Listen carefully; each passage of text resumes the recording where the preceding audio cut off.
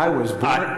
Op-ed, you said you can't write anything about the American president, but it doesn't contradict with the ethics of the New York Times, so you can... So my answer is very simple.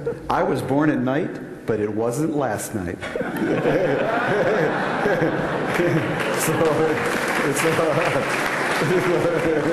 I'll pass on that one. Okay. I don't know how you say that in Hebrew, but I have a feeling it sounds good. Okay, so we'll dig more. What would happen to an American senior politician that got caught taking cash money, US dollars, in envelopes for campaign contributions and personal expenses like first-class tickets upgrades? You know, obviously I'm not going to answer that because since this case hasn't even been adjudicated, I think even the Prime Minister is entitled to his day in court, so I'm going to leave that. Okay.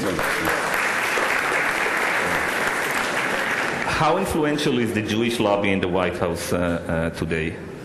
In the White House, in the Congress, in the Capitol Hill? Look,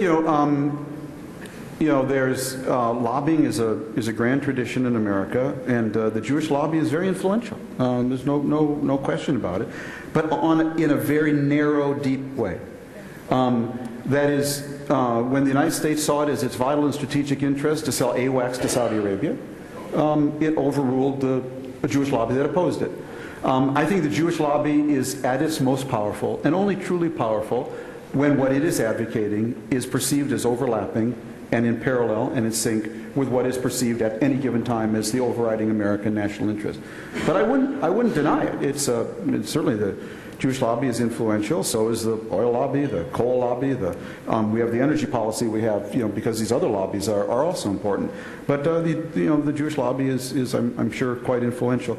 I don't feel very up on it these days. One of the big changes in my life is that there's so few senators and congressmen now to really talk about foreign policy with. Republicans or Democrat. Boy, when I came to Washington, there was Moynihan and Sam Nunn and Paul Simon, and you could go around the whole Senate Foreign Relations and Armed Services Committee and find Steve Solars, people who not only were interested in the world, but who had traveled the world, gone out and seen it, really established their own point of view. And that is less and less true. And I'm not saying they're smarter or dumber, but people are there's just fewer people really absorbed and interested in foreign policy today. And that's not healthy, and especially at a time when newspapers like fortunately the New York Times, just think when I came to Beirut in 1979 as a reporter, we had the New York Times, the Washington Post, the Wall Street Journal, the Baltimore Sun, the Los Angeles Times, the Chicago Tribune, all CBS, ABC, NBC, all had reporters there. And that plurality of the multiplicity of reporters enriched the whole debate. ABC said this, CBS said that.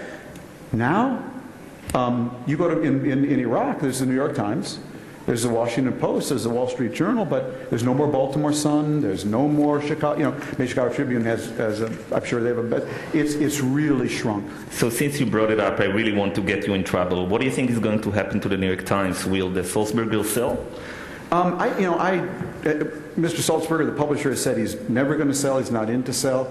But we are challenged by this, and it's obvious one need to only look at the stock price or the income earning of the New York Times right now.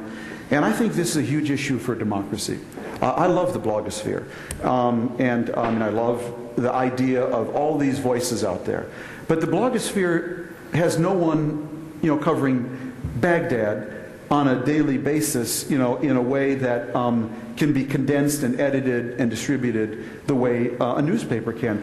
The blogosphere didn't break the story that the Washington Post did about the terrible conditions of hospitals at Walter Reed, or what the New York Times did about wiretapping. So they are complementary. Howie Kurtz, who's the media writer for the Washington Post, told me a story. He was up at Harvard recently, said, and talking to a group of journalism students, and one of them said, I get all my news from YouTube. What are you going to do about that? And Howie said, I answered him, what are you going to do about that?